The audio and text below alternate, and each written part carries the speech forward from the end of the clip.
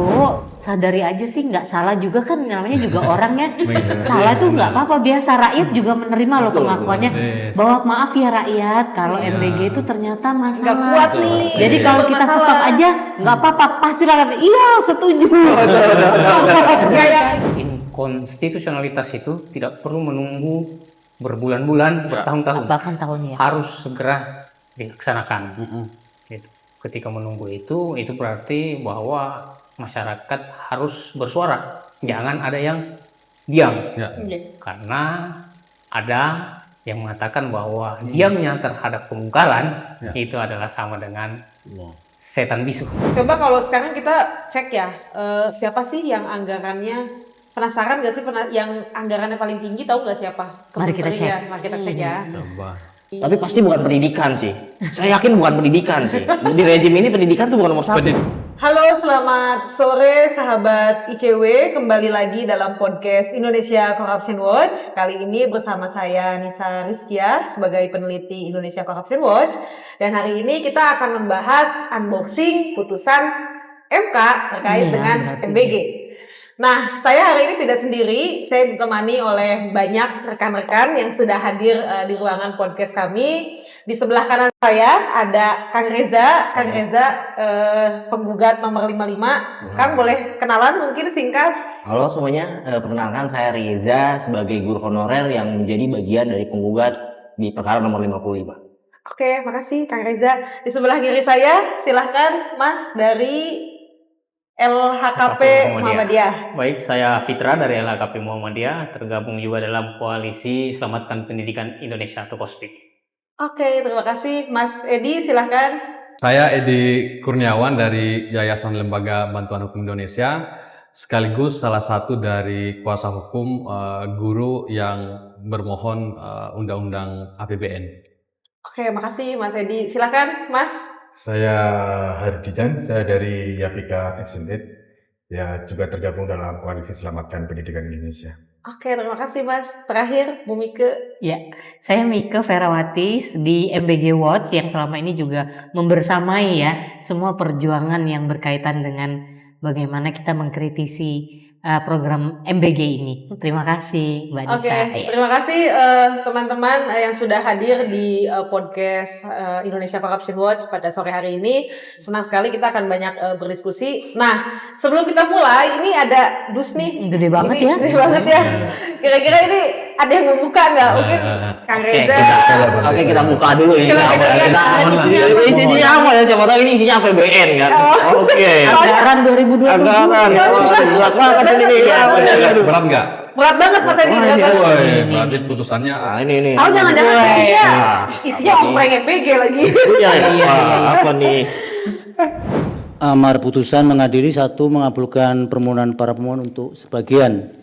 2. Menyatakan penjelasan pasal 22 ayat 3 Undang-Undang Nomor 17 Tahun 2025 tentang anggaran pendapatan dan belanja negara tahun 2026, Lembaran Negara Republik Indonesia tahun 2025 Nomor 179, tambahan Lembaran Negara Republik Indonesia Nomor 7144 tidak bertentangan dengan Undang-Undang Dasar Negara Republik Indonesia dan memiliki kekuatan hukum ikat secara bersyarat sepanjang dimaknai hanya berlaku untuk anggaran pendapatan dan belanja negara tahun anggaran 2026, sehingga untuk anggaran pendapatan dan belanja negara tahun-tahun berikutnya, anggaran program makan bergizi yang bukan merupakan komponen utama pendidikan dipisah atau tidak menjadi bagian dari anggaran operasional penyelenggaraan pendidikan, dan pemisahan dimaksud berlaku paling lambat dalam anggaran pendapatan dan belanja negara tahun anggaran 2028 atau paling lama 2 tahun sejak putusan aku diucapkan.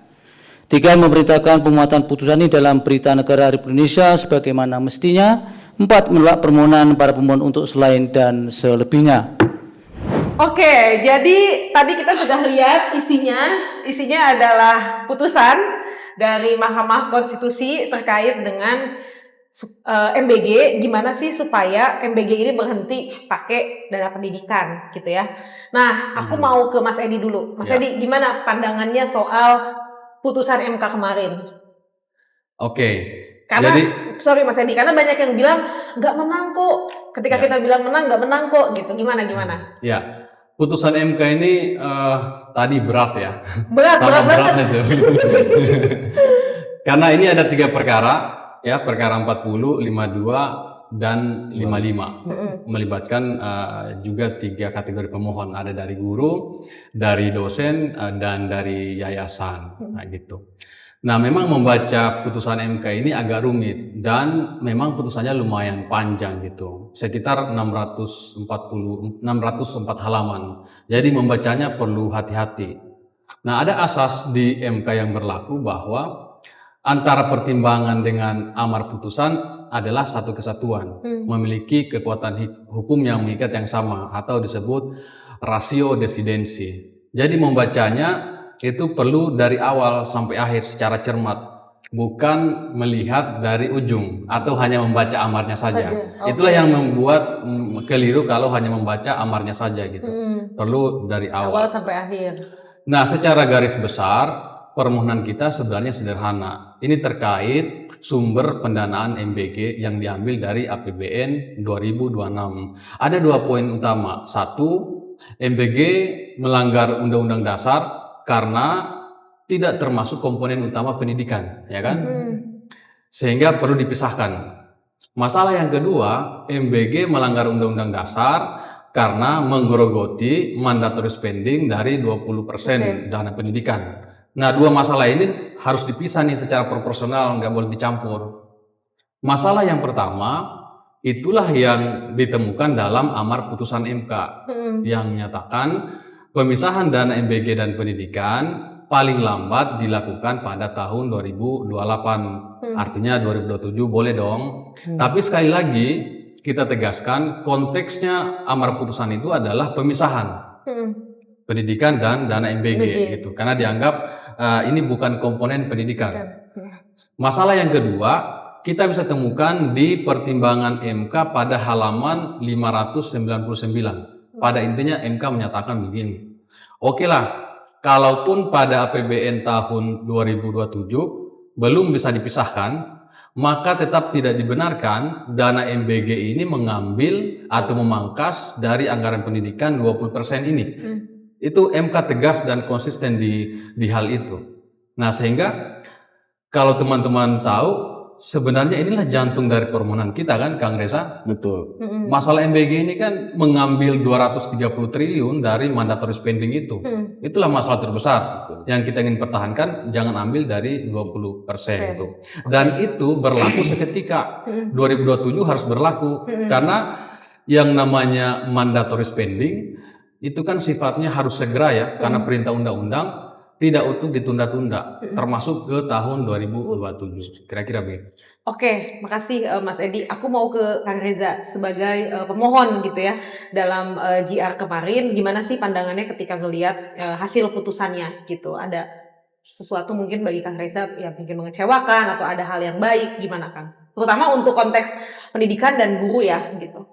Oke, menyambung dari apa yang disampaikan kuasa hukum Bang Edi tadi, memang putusan MK ini nggak bisa ditafsirkan semena-mena bahwa oh berarti usaha kita itu ini sia-sia nih, berarti disahkannya itu apa pemerintah bakal mengikuti putusan kita ini 2028, nggak gitu juga. Justru MK atau pemerintah itu harus mengikuti putusan MK yang dimana 2027 itu harus dikeluarkan tuh MBG dari anggaran pendidikan.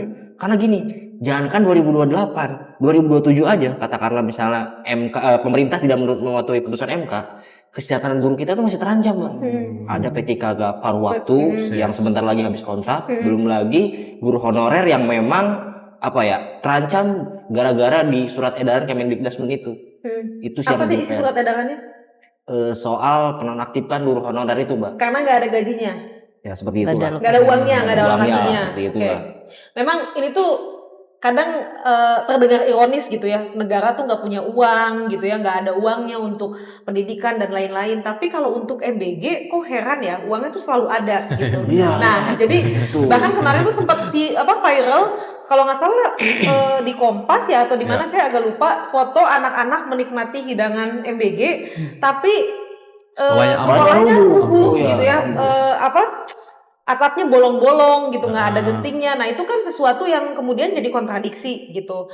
Nah kalau aku tadi nambahin sedikit, ICW juga melihat soal putusan MK ini pemerintah tuh harus segera gitu ya untuk mengambil keputusan untuk mengeluarkan MBG dari dana pendidikan. Bahkan memang jangan sampai nunggu ke 2028. Makanya tadi kenapa kami MBG Watch dan Koalisi Selamatkan Pendidikan Indonesia tadi pagi kita kirim surat ke DPR untuk bukan permohonan suratnya, tapi kita suratnya adalah desakan ya, mendesak supaya DPR mau menerima kita untuk RDPU. Kemudian kita akan menyampaikan bahwa ini harus segera, dan jika memang pada akhirnya DPR kalau nggak salah 14 Agustus ya, Mas, akan ada pembacaan nota keuangan. Kalau tidak dikeluarkan juga, itu bisa disebut DPR melakukan pembangkangan konstitusi gitu, dan harusnya itu nggak terjadi karena ya ini uang kita gitu ya. Oke. Nah, kalau dari teman-teman Yapika gimana melihat fenomena sekarang gitu, Mas, dengan adanya ya kita tahu ya ini ada putusan MK seperti ini, kemudian juga di satu sisi kita dihadapkan dengan kondisi kita takut nggak sih kalau DPR atau pemerintah ngambil dari pos lain gitu, karena kemarin kita sempat udah mulai nih masyarakat sipil membahas ada kekhawatiran gitu dari pendidikan dikeluarin, jangan-jangan ada tempat lain yang dikilet uangnya gitu. Nah, gimana Mas? Kalau yang pertama sih soal putusan MK dulu ya. Yang saya senang dari putusan MK ini kita bisa berhasil gitu menjawab kebohongan-kebohongan pemerintah kan. Sejak gugatan ini keluarkan, kemudian banyak sekali orkestrasi baik pejabat negara, anggota DPR juga, menteri gitu ya, yang mengatakan tidak mengambil anggaran pendidikan. Tapi sekarang semuanya sudah terang benderang, jelas ya, loud and clear bahwa ini anggaran pendidikan, dan ini bagian informasi untuk masyarakat luas. Itu yang pertama. Yang kedua, kalau kita lihat respon Menteri Purbaya, kelihatannya memang ada niat buruk untuk tetap mengambil anggaran pendidikan ya, karena memang proses penganggaran itu kan sudah berjalan. Dan kalau dari putusan kita juga memberi ruang untuk itu ya, karena proses penganggaran sudah berjalan. Tapi seharusnya pemerintah kalau punya niat baik menghargai pendidikan itu sesegera mungkin melakukan koordinasi untuk melakukan perencanaan ulang terhadap perencanaan RAPBN 2027, jadi mengeluarkan dari pendidikan begitu ya. Walaupun memang ya putusannya bunyinya seperti itu, yang wajib 2028 gitu. Itu sih yang pertama, karena memang pendidikan kita tadi seperti disampaikan oleh Mas Riza sedikit memang dalam kondisi yang sangat terpuruk ya. Tidak hanya guru, tapi yang lain juga sangat buruk situasinya. Nah, kalau bicara sektor lain, tentu saja kesehatan adalah sektor yang sangat berisiko gitu ya untuk diambil uangnya. Itu karena memang ini kemudian beberapa protes dari kawan-kawan dari berbagai pihak juga, ini harusnya masuk di anggaran kesehatan sebelumnya sudah begitu. Jadi inilah kita sekarang memperjuangkan juga yang lain supaya setelah kanibal di sini kemudian memangsa yang lain tidak begitu, karena di kesehatan saat ini saja tahun ini dia sudah mengambil 10% dari anggaran kesehatan. Jadi ada sekitar 24 triliun dari sekitar 240 triliun. Tapi ada ilustrasi sedikit gitu ya. MBG ini kan salah satu jaring pengaman gizi nasional itu harapannya gitu. Hanya satu tindakan gitu seperti pencegahan massal. Tapi Kementerian Kesehatan itu punya kegiatan intervensi gizi yang dari hulu ke hilir yang dilakukan oleh puskesmas. Itu dari mulai deteksi dini ibu hamil, pelatihan calon pengantin, sampai pemberian makanan tambahan seperti MBG untuk pemulihan mereka yang kurang gizi. Itu anggarannya menggunakan dana BOK itu sebesar 16 triliun. Keseluruhan itu. Tapi MBG-nya di kesehatan 24 triliun. Jadi kalau nanti mengambil kesehatan lagi, kebijakan rute, kebijakan dari Kementerian Kesehatan akan lebih kacau lagi. Bisa bangkrut tuh. Dan apalagi kita kalau bicara kesehatan tuh kita tahu juga kondisi Indonesia tuh masih rentan banget dengan stunting. Angka stuntingnya tinggi banget gitu ya. Dan meskipun sebenarnya MBG bilangnya kebijakannya ini menyasar untuk kelompok stunting juga, ibu hamil, ibu menyusui, tapi kalau dilihat tuh kan menunya ya nugget gitu ya, makanan ultra processed food yang itu sebenarnya nggak ada gizinya. Nah, ngomongin itu Bu Mike, gimana Bu Mike soal stuntingan dan MBG ini? Seneng banget ya, mulai dari Bang Edi, Kang Reza dan juga Mas Hardi ya seperti itu semakin mengerucut ya bahwa sudah terang benderang bahwa memang MBG ini ternyata nggak punya alokasi ya. Betul-betul dia itu kalau misalnya dia itu virus itu ya dia tuh nyari-nyari tempat mana nanti diusir, dia nanti akan menggerogoti tempat yang lain.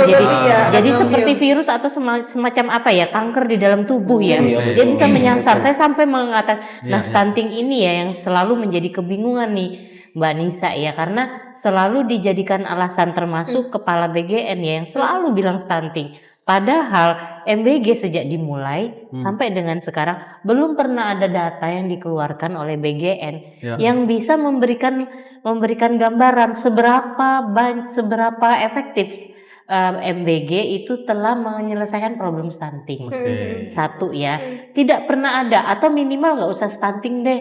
Dari semua anak yang diberikan MBG, berapa mereka yang misalnya meningkat nutrisinya, status gizinya itu kan sebenarnya juga kalau misalnya maksudnya ini agak paradoks ya bilang bahwa stunting bahwa MBG ini akan mencegah stunting sementara beberapa wilayah atau area yang memang angka stuntingnya tinggi justru SPPBG-nya kecil atau mereka tidak menerima program MBG ini gitu kan di situ. Dan satu hal lagi, konsep stunting yang digunakan sebagai alasan kenapa MBG ini dijalankan sungguh tidak linier gitu ya, karena stunting ini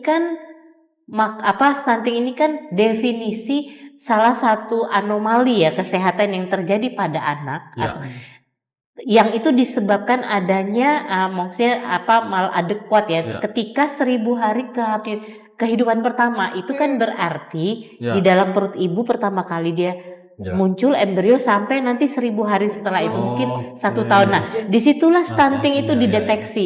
Sekarang mari kita lihat nyambung nggak yang dikasih makan siapa, yang mau diselesaikan apa gitu kan.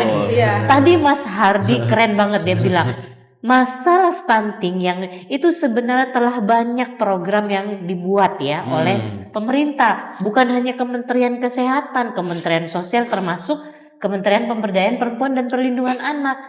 Yang ini temanya stunting, mulai tadi ada penguatan pengetahuannya, penguatan pasutrinya nih, dan itu bahkan dikuatkan melalui kegiatan-kegiatan komunitas seperti Posyandu. Lah kalau dibilang bahwa MBG ini adalah terobosan, adalah inovasi untuk menyelesaikan stunting, tidak. Karena itu sudah dilakukan oleh banyak warga kita ya atau bahkan kelompok perempuan nih kalau kita mau itu sudah dilakukan, bahkan mereka bekerja sama dengan puskesmas, dinas kesehatan, bahkan dalam kenapa ada area-area yang disebut perankingan ya bahwa dia yang status stuntingnya tinggi itu tuh diupdate terus datanya setiap 6 bulan sekali nih Mbak Nisa. Lalu di sini terus masuk nih program MBG. Lalu apa kontribusi dari program MBG ini terhadap penyelesaian? Malah menurut saya justru dia mengganggu ya proses-proses yang sudah baik yang dilakukan.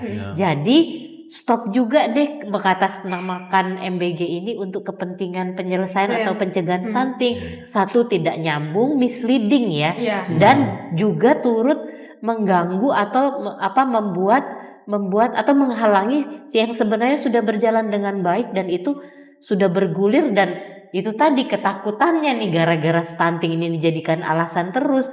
Ini kan kita MK udah bilang nggak boleh lagi nih diambil di bidang pendidikan. Nah, karena ini bicara nutrisi, kesehatan anak. Nah, ini paling paling menjadi istilahnya target gitu ya. Target kemudian adalah sektor kesehatan. Padahal sektor kesehatan mengalami juga perubahan di kebijakan pengurangan 5% untuk dana pembiayaan kesehatan 5% kan juga sudah di-drop dalam Undang-Undang Kesehatan. Jadi aku nambahin dikit Mbak. Ya, siap, silakan. Nambahin dikit nanggung.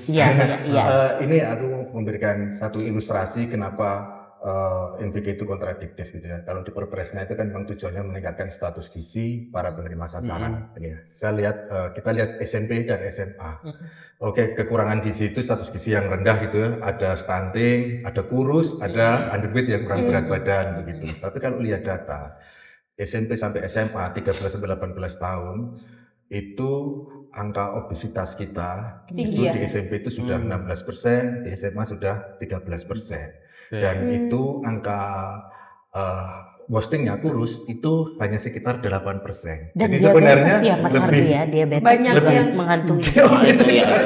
Jadi mereka ini kan membutuhkan diet yang berbeda ya, Betul yang sekali. berbeda karena MBG ini fokusnya di kalori sama protein. Dan Betul. itu akan- Oh iya, itu akan nambah jadi Ya, tambah. Jadi treatmentnya Jadi- bukan MBG ya. tapi Iya. tapi tidak menambah mereka tambah gemuk juga karena Oh. lagi makan.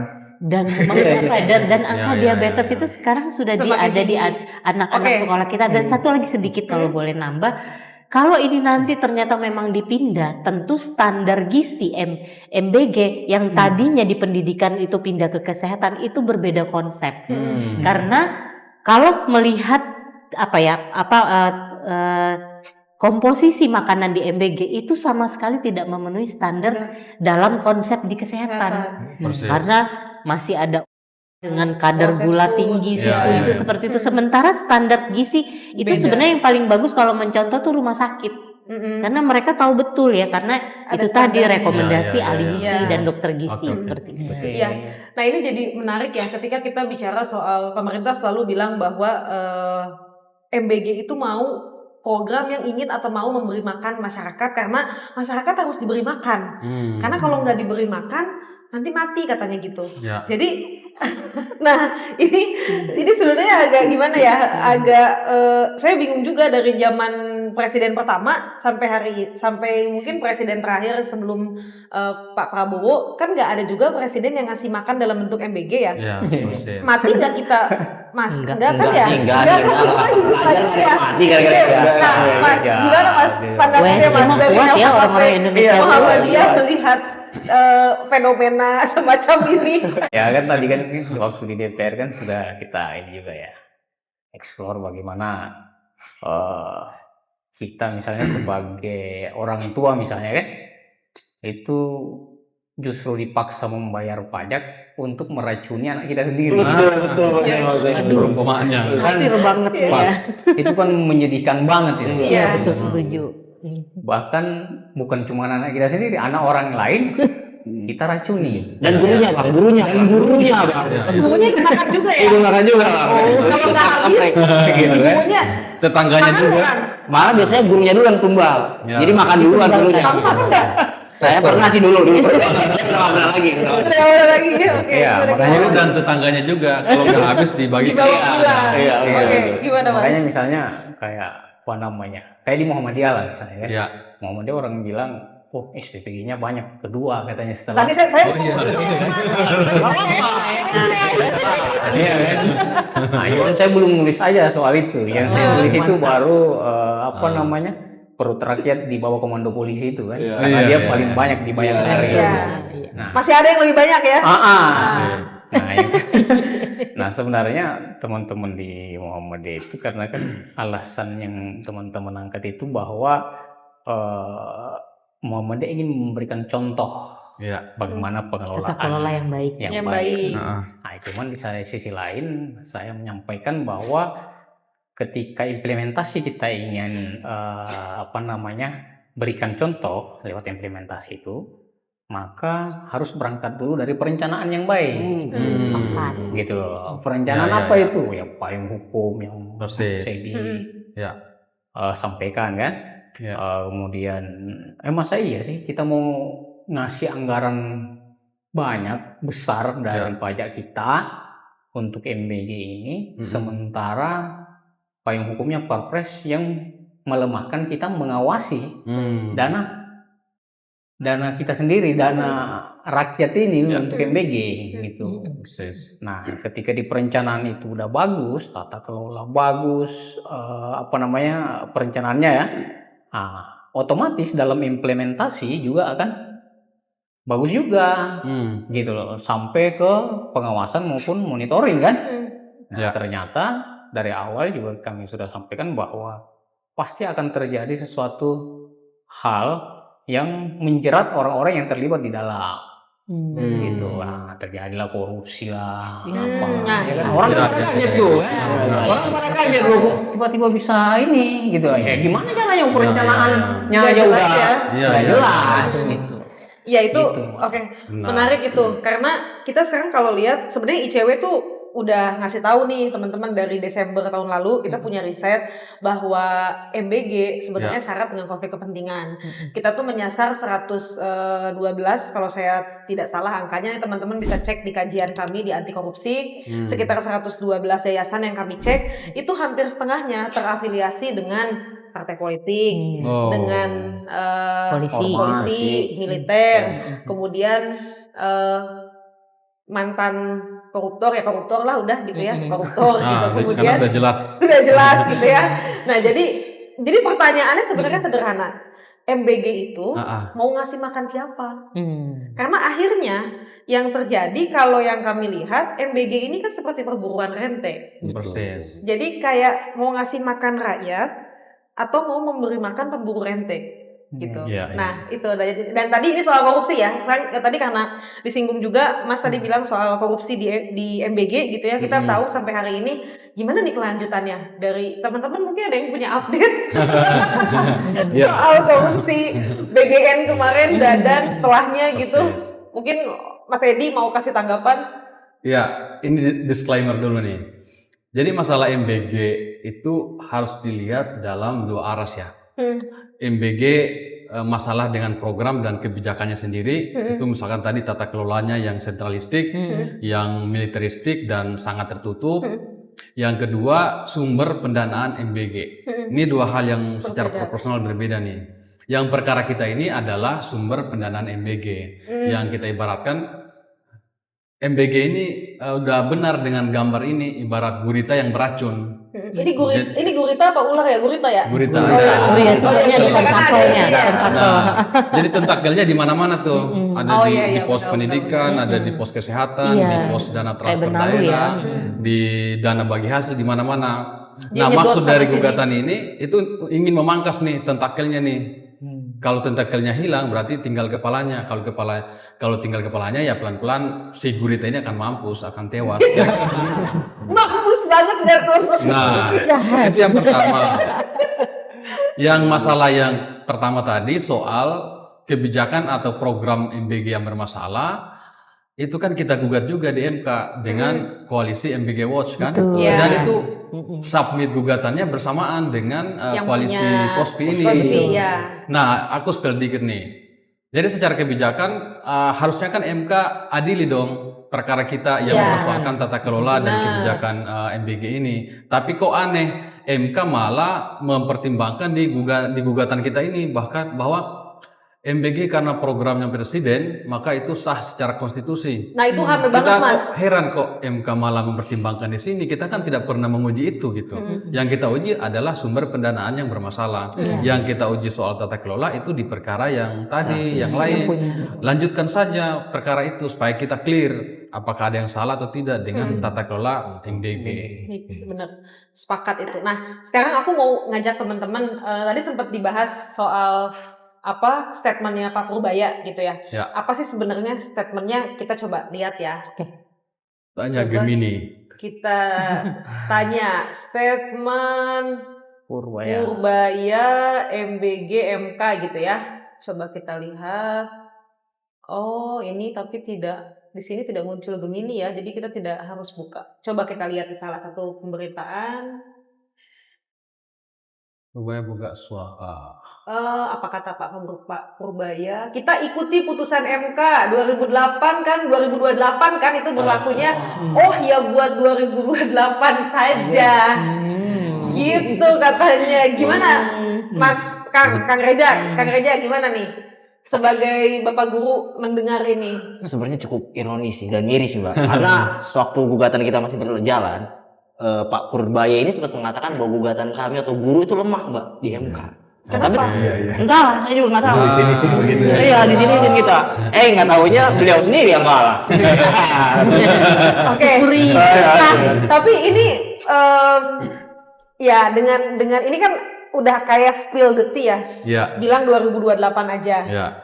ini ada kemungkinan nggak sih, ada dugaan nggak sih kenapa 2028? Apakah patut nggak kalau kita memandang ini ada upaya untuk supaya balik modal dulu gitu SPPG-nya gitu? Ya mau nggak mau jadi curiga ke sana. Karena kenapa harus ada jeda dan atas nama, padahal itu tadi seperti Bang Edi bilang bahwa kan itu bisa sifatnya mengikat dan bisa langsung. Dan mekanisme itu kan juga tidak harus menunggu hanya karena memang sudah tersedia anggaran di 2027 gitu. Padahal masalahnya saja sudah banyak dan melalui putusan MK sudah jelas bahwa MBG ini memang punya masalah, dia tidak punya pos anggaran tersendiri. Jadi itu kan alasan tidak perlu harus menunggu sebenarnya. Seperti itu. Dua kemungkinan nih, Purbaya benar-benar belum baca putusan secara lengkap. Kita positive thinking ya. Nah, atau yang kedua, dia dapat bisikan setan dari pengusaha SPPG, bos belum balik modal nih. Oke, tahan dulu. Oke. Nah, dan buat persiapan 2029. Kan bos. Kan tinggal setahun lagi kan. Cuma bisa nyicil-nyicil. Ya, makanya kan itu tapi kan namanya juga itu ya seuzon lah. Enggak apa-apa kan? Kita Wajar itu. betul. wajar kita bersuzon ya, kita bertanya. Oke, nah coba kalau sekarang kita cek ya, siapa sih yang anggarannya, penasaran gak sih yang anggarannya paling tinggi, tahu nggak siapa? Mari kita cek. Mari kita cek ya. Coba. Kementerian dengan anggaran paling tinggi di... Tapi pasti bukan pendidikan sih. Saya yakin bukan pendidikan sih. Di rezim ini pendidikan tuh bukan nomor 1. Pendidikan masuk nggak 5 besar? Saya ini deh, sebelum saya ini coba tebak-tebakan. Tadi Mas Reza udah bilang bukan pendidikan. Bukan pendidikan pasti bukan. Mas, siapa Mas? Kira-kira paling tinggi Mas? Apa ya? Coba. Ya BGN. Infrastruktur ya. Investasi dan infrastruktur. Oke, Mas, kira-kira BGN. BGN. Mas Edi, Kementerian BGN Pertahanan. Kementerian Pertahanan. Mari kita cek ya. Wow, benar Mas. bener. BGN. Oke, Jitu. Jadi yang paling tinggi ini daftar instansi atau kementerian dengan anggaran terbesar 2026. Ini badan gizi Pertahanan nasional. pertahanan. Tidak ada.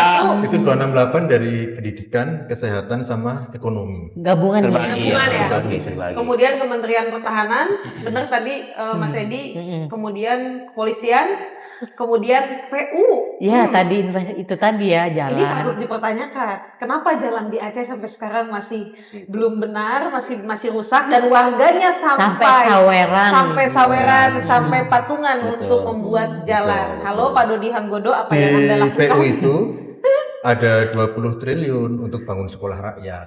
Di mana Programnya tuh? Bapak Di- Presiden juga. di- Di Kementerian Pekerjaan Umum. Tapi jangan buat SR Mas Hardi. Iya, Nah sekolah kan rakyat. SR lagi 20 triliun kan. Itu untuk sekolah rakyat. Itu program dari Iya, sama Itu kan kayak juga gitu, program baru kan Ya, SR ya, itu kan Oke. sama Yang proyek URI masuk di strategi. mana tuh? URI belum ada. URI belum ada. URI 2027. Wah, masalah. Kayaknya mungkin Tambah masuk masalah dikti tuh. ya apa Pendidikan lagi kayaknya, pendidikan lagi. Pendidikan lagi, ayo, pendidikan. Udah mulai bisa naik tuh. naik. Iya, kalau ngelihat ini, menurut pandangan teman-teman gimana gitu dengan ini kan anggaran pos yang paling tinggi sebenarnya BGN, tapi di pos-pos lain ya dengan juga Kementerian Pertahanan, dengan juga kepolisian, 3 tertinggi ini BGN, Kementerian Pertahanan sama kepolisian. Menurut pandangan teman-teman gimana nih dengan tinggi 3 ini dihubungkan dengan MBG, ada yang mau kasih pandangan nggak? Oke, kalau saya nih. Oh, Kalau boleh. saya kan tadi tepakan saya bener ya. Kementerian Pendidikan nggak ada di sini kan. Iya. Ini kan Ada. tertinggi BGN. Kasian banget Makanya ya. nggak heran di sekolah yang diliput Kompas itu ada orang atau anak sekolah yang makan MBG Dengan sekolahnya dengan sekolahnya mau atau guru-gurunya mungkin agak Iya, sedikit iya. larat ambil lah. Ya di sini kan nggak ada, ini BGN tertinggi. Kalau APBN sebelumnya Mas Hardi, dana pendidikan itu di urutan ke berapa ya? Iya. Biasanya. Kalau anggaran pendidikan itu kan memang tersebar. Dia adalah anggaran yang paling banyak tersebar di kementerian-kementerian. Karena memang kelihatannya ketika mandat 20% itu turun gitu ya, semua kementerian itu mengincar. Ada Iya. anggaran pendidikan yang besar, maka Untuk semuanya diambil ya. ngambil bagian gitu kan. Jadi memang kalau melihat ini, memang Kementerian Pendidikan, Kemendikdasmen itu kalau nggak salah anggarannya sekitar 60 triliunan. Betul, ya. betul. 60 Nah. triliunan. Sedikit sekali ya. Iya, Gimana tapi nih? banyak tersebar dia fungsi pendidikan di Padahal udah dikit juga ya, tapi masih tersebar tetap juga. Iya, tersebar ya. Tersebar. BGN itu kan Ironis 23-nya pendidikan kan ya. Nah, Di Kemenpu tadi 20 triliun tadi Mas ini nyinggung soal sekolah roboh ya. Iya. Iya. Itu kita bisa melihat ada program presiden juga bagaimana program presiden ini menciptakan ketidakadilan terhadap situasi yang sedang berjalan. Kita itu hanya dianggarkan 14 triliun tahun ini yang dikelola oleh Kementerian Pendidikan untuk memperbaiki seluruh sekolah di Indonesia dari SD sampai SMA. Tapi untuk bangun sekolah rakyat 20 triliun. wow. Yang program Jadi baru tuh kan. hanya untuk sekitar 100-an. Jadi sampai 200 miliar per sekolah Pak Edi. Oke. Per sekolah ya. Per sekolah. Sementara yang se-Indonesia itu cuma dikasih jatah 14 triliun. Jomplang Itulah. banget ya. Ya Jomplang selain banget. MPG, program presiden yang lain Iya, iya, juga. iya. Pendidikan ini disikat habis. Habis, ya. Iya, Tahun ini. benar-benar. Jadi sebenarnya kalau saya sih ngelihat ini Kementerian Pertahanan dan Kepolisian juga BGN ini kan paling tinggi gitu ya. Padahal sebenarnya ada pos-pos lain ya kayak kesehatan juga ini masih ada di bawah gitu, lebih kecil gitu dibandingkan iya. 3 lainnya. Iya. Seharusnya sebenarnya terkait anggaran ya saya nggak tahu nih terkait dengan di Kementerian Pertahanan atau di Kepolisian apakah memang anggarannya harus sebesar ini gitu. Adakah Oke. kebutuhan-kebutuhan mendesak yang memang untuk rakyat karena kan ini uangnya dari pajak gitu Iya, ya. iya, Yang akan iya, kembali iya. ke rakyat tuh sampai sebesar ini tuh untuk apa aja gitu. Karena yang kita tahu biasanya kan ya pengadaan senjata, Ya. gas air mata gitu ya. Kemudian ya mungkin kalau pertahanan beli alutsista gitu atau Punya dapur mbak, biasanya dibanding punya dapur. Dapur ini nih ya, teman-teman tiga punya dapur nomor 1 itu mbak. Itu. Mas saya lagi serius mikir apa sih tadi punya dapur. Atau jangan-jangan 187 triliun itu dipakai bangun koperasi desa merapat. Oh ya bisa ya betul. Ya, karena itu indikatornya mau bikin kopdes aja manajernya mesti dilatih kan. Betul. Dilatih 45 hari loh. Betul. Dilatih yang korsa itu yang wah apa gitu. Itu yang dipotong anggaran desa Bu kasihan juga mereka. Nah, dan cuma 1-2 miliar ya anggaran desa itu. Makanya daripada menghambur-hambur dana untuk retreat, untuk pelatihan-pelatihan sarjana penggerak pembangunan Indonesia ke Pakobdes, mending dipakai aja untuk subsidi pendidikan atau kesehatan. Iya. Saya juga kalau melihat urutan ini ya, ini ironis loh ya. Iya. Kalau kita bicara kesehatan itu kan dia bicara holistik ya kepentingan kesehatan. Sementara Badan Gizi Nasional itu cuma 1 kali makan sehari loh. Iya. Di situ aja kan sudah harusnya mengganggu nalar kita ya. Iya. Bahwa kesehatan ini kan dia bicara alokasi untuk kepentingan hak dasar masyarakat tentang sehat, sangat holistik soal layanan kesehatannya, petugas kesehatannya, rumah sakitnya, puskesmasnya. Tetapi itu kalah dengan hanya makan 1 kali sehari. Iya. Yang mana udah sekali. Nah itu nggak kan bergizi. sebenarnya ironis banget Iya, loh dan ya. nggak bergizi lagi Betul. makanannya. Iya. Beracun juga gitu kan. Banyak yang Ya. keracunan. Banyak yang beracun gitu. Iya. Jadi ya. Dan hal menarik ya di keterangan ahli di MK dari Kidar Meningtyas, beliau menghitung tuh menarik. Target anak 82 juta ya total keseluruhan.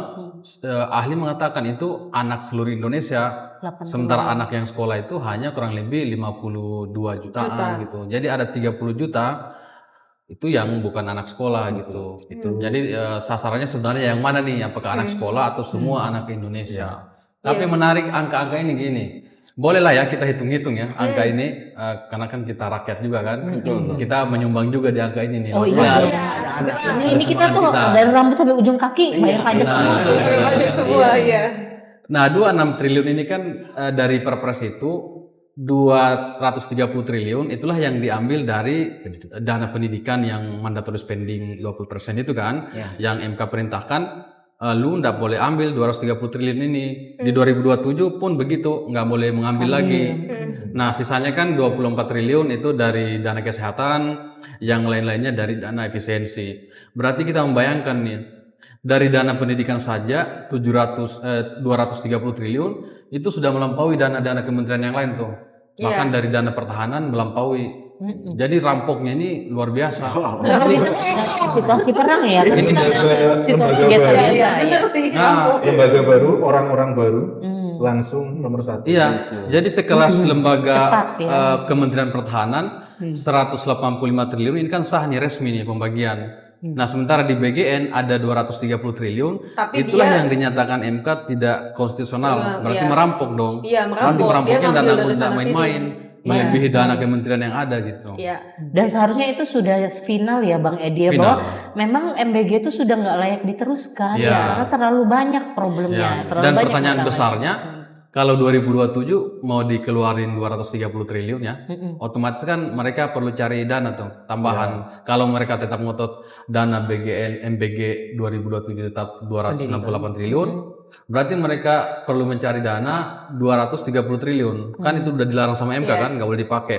Pertanyaannya 230 triliun itu akan ngambil dari mana kira-kira?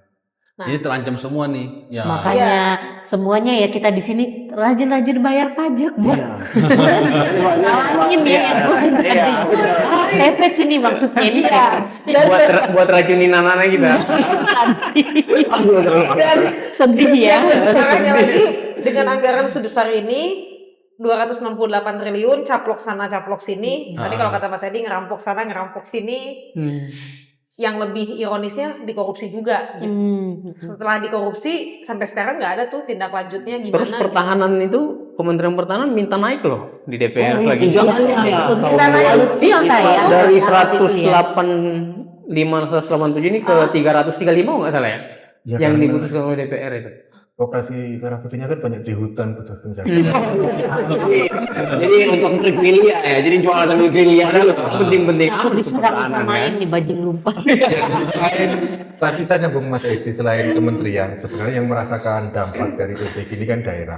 Ini kan anggaran kementerian ya. Kementerian anggaran. Iya. Jadi di fungsi pendidikan sudah dipotong sangat banyak, hampir Betul, 100 triliun ya tahun ini, 90-an triliun dipotong. Dan kemudian yang lain juga transfer ke daerah yang lain juga dipotong, yang saya menduga gitu Mas Edi dengarkan, yang dipotong itu nanti juga terkait dengan dana bagi hasil. Oke. Dana bagi hasil migas, dana bagi Waduh. hasil sektor energi itu juga rawan untuk dipotong. Tahun ini saja sudah dipotong banyak sekali. Daripada tahun lalu saya contohkan, nggak tahu ya kemana karena program presiden cukup banyak, tapi di panas bumi itu angkanya sudah kebalik. Jadi jatahnya daerah 80%, jatahnya pemerintah 20% sudah dibalik. Ya. Pemerintah ambil 80%, pusat daerah 20%. Dan itu kelihatannya yang akan, selain kementerian-kementerian ya, yang akan disingkat adalah dana-dana ke daerah. Dan selain bahayanya juga Pak Purbaya juga mengatakan bahwa Pemda sudah kesulitan untuk menggaji ASN kan. Oh, benar. Iya. Minggu lalu saya ke Mengakui dia. Majene. Betul. Saya ke Iya. Majene minggu lalu Sulawesi Barat kan terkait PPPK itu. Iya, Betul. P3K itu. P3K. Iya kan itu TKD kan berkurang Iya. transfer ke daerah dari 900 miliar jadi sisa 600-an. Nah, gitu kan. Ya. Nah, itu membuat hanya PPK itu bisa digaji 6 bulan ya. Itu sempat saya kemarin ke sana memeriksa itu. Oke. Dan ya itu karena anggaran sudah Ya betul sekali. sangat minim sehingga daerah terdampak. Ya, sekali.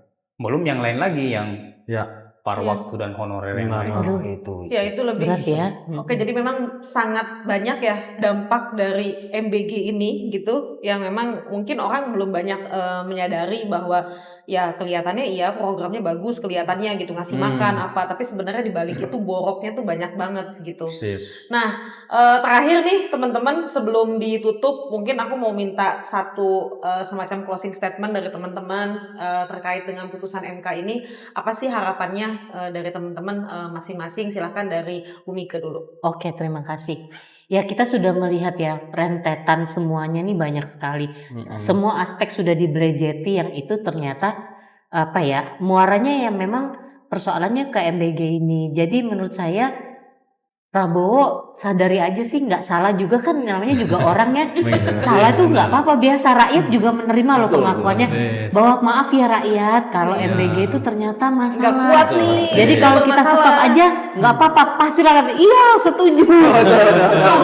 Kayak ini ya Bu, lagi Betul. dia apa? Jago buru. Betul. Pidato itu. Dan Iya. saya rasa Tidak. saya rasa di apa maksudnya diakui saja bahwa ini salah jalan, salah Iya. prediksi, Iya. salah urus gitu loh. Dan kita rakyat kan juga ya terima saja, bukan malah ngeyel gitu ya, bukan terus. Jadi sebenarnya ketika rakyat bersuara tuh bukan benci pada programnya, tetapi kan kita juga melihat pada apa fakta lapangan yang Betul, sudah betul, terjadi. persis. Jadi please lah kebijaksanaannya. Terus pejabat yang ada di sekitar Pak Prabowo itu juga ikut bijak juga, bukan malah nambah-nambahin masalah gitu ya. Oke, Mas silahkan. Ya kelihatannya kan kalau saya melihat Pak Presiden itu seperti melihat Indonesia ini seperti tanah kosong ya, sebelumnya nggak ada apa-apa. Iya, iya. Padahal sebelumnya sudah banyak sekali hal yang baik atau yang buruk yang berjalan gitu. Seakan-akan sebelum itu nggak ada apa-apa, bikin semua baru gitu. Sebelumnya nggak ada universitas, nggak ada semua bikin baru semua. Dan artinya yang baik dilanjutkan, yang salah dikoreksi, bagaimana Dievaluasi, dievaluasi sepakat. gitu. Dan nah termasuk EBG kita itu punya namanya Rencana Aksi Nasional Pangan dan Gizi. Bahkan kita punya badan pangan loh. Ya, Kita punya badan pangan, punya Kementerian Kesehatan yang kemudian dipinggirkan itu saja. ya. Dan itu adalah intervensi yang cukup lengkap. Mulai dari bagaimana akses terhadap pangan, intervensi gizinya, akses kesehatan, macam-macam itu lengkap. Dan kemudian digantikan, dipinggirkan dengan intervensi satu jenis seperti resep tunggal begitu ya. Itu yang nggak akan efektif menjawab persoalan kita gitu. Itu yang pertama. Yang kedua ya itu memang diturunkan dan kita kembali ke rencana-rencana awal kita. Yang kedua ya selamatkan anggaran pendidikan. Mas. Ya, jadi permohonan JR ke MK ini bukan semata-mata menguji pasal-pasal dalam undang-undang dan dalam undang-undang dasar. Tapi batu ujinya ini kan adalah konstitusi ya. Konstitusi itu adalah sebagai konsensus kita bersama yang menjadi nilai dan asas yang harusnya menjadi panduan moral kita bersama. Jadi selain ujian pasal, ini adalah ujian moralitas pejabat publik. Apakah pejabat masih punya moral atau tidak gitu. Nah sehingga putusan ini harusnya dilihat secara moralitas tidak perlu menunggu 2028. Harusnya segera dieksekusi tahun 2027. Yang kedua, sekaligus membuktikan bahwa moral pejabat kita sudah hilang gitu. Satu hal yang pasti adalah putusan MK ini membuktikan kalau selama ini eksekutif orang-orang istana itu telah menyebar kebohongan publik Betul. yang Bahwa menyatakan MBG tidak mengganggu dana pendidikan. Itu. Mereka itu pejabat loh, bukan kalau kita salah ngomong kita dilapor ke polisi dengan undang-undang ITE gitu. Tapi bagaimana kalau si pejabat publik yang menyebarluaskan kebohongan publik dan itu berdampak luar biasa terhadap masyarakat? Kita londoir kan Mas. Iya, nah. Maksud saya juga Kalau kita Iya, macam-macam itu dulu Ira. Jadi ini membuktikan mereka telah melakukan kebohongan publik, membuktikan mereka tidak bermoral. Dan ingat loh, ini ada pidananya. Pakat Bang Nah, Adi. Oke, makasih Mas. Mas silahkan. Singkat aja. Jadi MBG ini jika diteruskan, sekali lagi saya katakan bahwa sama saja bahwa memaksa kita masyarakat membayar pajak untuk meracuni anak-anak Indonesia. Yang kedua, yang terakhir, inkonstitusionalitas itu tidak perlu menunggu berbulan-bulan, bertahun-tahun. Bahkan tahunnya. Harus segera dilaksanakan. Gitu. Ketika menunggu itu berarti bahwa masyarakat harus bersuara. Jangan ada yang diam. Karena ada yang mengatakan bahwa diamnya terhadap pembungkalan itu adalah sama dengan setan bisu. Oke, makasih Mas. Monggo. Mas Reza, nanti terakhir baru saya. Oke, paling kalau dari saya nggak banyak sih. Yang pertama, FPBG ini harus benar-benar dievaluasi, nggak bisa dilanjut terus sih. Karena kembali lagi, udah banyak kan anak-anak kita yang keracunan dan itu dengan uang kita juga. Yang pertama, yang kedua biaya kuliah makin mahal, Benar. kasihan kan anak-anak mahasiswa. Yang ketiga, guru-guru udah makin terancam karirnya, belum lagi sekolah-sekolah yang ambruk. Ya saya berharap sih Bapak Prabowo untuk mempertimbangkan MBG ini. Itu aja sih. Oke, terakhir mungkin kalau dari saya sama kurang lebih dengan teman-teman, hentikan MBG, bubarkan BGN-nya, alihkan anggarannya untuk pendidikan, Sebesar-besarnya. untuk kesehatan dan untuk jaring sosial sebesar-besarnya.